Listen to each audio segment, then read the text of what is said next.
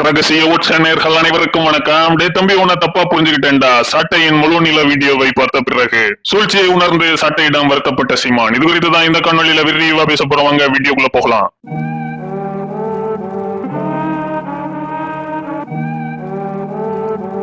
நாம் தமிழர் கட்சியை எப்படியாவது அழித்து ஒழித்தரணும் அப்படிங்கறதுதான் எப்போதும் ஆளும் கட்சியினரின் எண்ணமா இருக்கு. ஏன்னா அவர்களுக்கு குடைச்சல் கொடுக்கக்கூடிய ஒரு வலிமையான எதிர்கட்சியாக எப்போதுமே நாம் தமிழர் கட்சி தான் திகழ்ந்துட்டு வருது. அதுலயும் கடந்த திமுக ஆட்சியில நாம் தமிழர் கட்சியை செதிலா ஆக்கிரணும்னு பல்வேறு முயற்சிகள்ல ஈடுபட்டு பார்த்தாங்க. ஆனாலும் நாம் தமிழர் கட்சி அவர்களுடைய அத்தனை நெருக்கடியையும் கடந்து இப்போதும் மிக வீரியமாக செயலாற்றி கொண்டிருக்கு. அதுலயும் இப்போ தேவக ஆட்சி வந்ததுல இருந்து எப்படியாவது சாட்டையும் சீமானையும் பிரிச்சுட்டா நாம் தமிழர் கட்சியை மொத்தமாக இழுத்து மூடிடலாங்கிற நோக்கில தொடர்ந்து சாட்டைக்கும் சீமானுக்கும் இடையே பிரச்சனை கிளப்புற மாதிரியான வேலைகள்ல தவகவினர் ஈடுபட்டுட்டே இருக்கிறாங்க. அதுல ஒருபடி மேல போய் இப்போ சாட்டை அவர்கள் 15 மாதத்துக்கு முன்னாடி பேசினது ஒண்ணு, இப்போ பேசுறது வேறு. முற்றிலும் சீமான் அவர்களுடைய மலைகளின் மாநாட்டுக்கு எதிரான ஒரு கருத்தை சாட்டை வைக்கிறாரு. கடந்த ஆளுங்கட்சியான திமுகவுக்கு சொம்படிக்கிறாருங்கிற மாதிரியான ஒரு காணொலி துண்டை பகிர்ந்து சாட்டைக்கு எதிராக அவதூறு பரப்பிட்டு இருந்தாங்க. இதை நாம் தமிழர் கட்சியை சேர்ந்த ஒரு சில சாட்டையை பிடிக்காத நபர்களும் சீமானுக்கு அனுப்பி என்ன பாருங்க, கட்சியின் பேரை கெடுக்கிறாரு சாட்டைங்கிற ரேஞ்சில ஒரு சில கம்ப்ளைண்டையும் கொடுத்திருக்காங்க. அதன் தொடர்ச்சியாக தான் சாட்டையை சீமான் அவர்கள் தொடர்பு கொண்டு கண்டித்ததாகவும் ஒரு தகவல் வந்துச்சு. ஆனா சாட்டை துறைமுருகன் உடனடியாக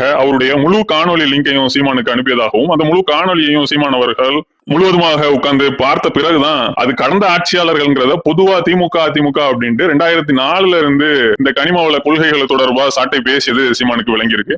ஆளுங்கட்சியின் கொள்கை ரீதியான ஒரு சில முடிவுகளை எதிர்க்கிறதுக்காக கடந்த கால அரசுகளை சாட்டை அவர்கள் கோடிட்டு காட்டி பேசியதை ஏதோ சாட்டை அவர்கள் திமுகவுக்கு சொம்படிக்கிற மாதிரியான ஒரு பிம்பத்தை எதிர்த்தரப்பினர் ஏற்படுத்தியதை தாண்டி கட்சிக்குள் இருக்கக்கூடிய சாட்டையை பிடிக்காதவர்களே அந்த மாதிரியான ஒரு சூழ்ச்சியில் ஈடுபட்டு இருப்பது சீமானுக்கு புலப்பட்டிருக்கு. உடனடியாக சீமான் அவர்கள் சாட்டையை தொடர்பு கொண்டு இதற்கு வருத்தம் தெரிவித்து சொல்லப்படுது. அந்த அளவுக்கு சாட்டை அவர்கள் இதுல இன்னொரு விதமான ஒரு அரசியல் நகர்வுகளையும் முன்னகர்த்துகிறார் அப்படிங்கிறதும் அரசியல் வல்லுநர்களுடைய கூச்சா இருக்கு. அது என்னன்னா, ஆளுங்கட்சியான தவகவை எதிர்க்கணும் அப்படின்னா இதுவரை ஆண்ட கட்சிகளின் தொண்டர்களை நம் பக்கம் இழுத்து அதன் மூலமாக நம்ம வலிமையாகி அதன் மூலமாக ஆளுங்கட்சியை வீழ்த்துவது அப்படிங்கிறது எளிதா இருக்கும்.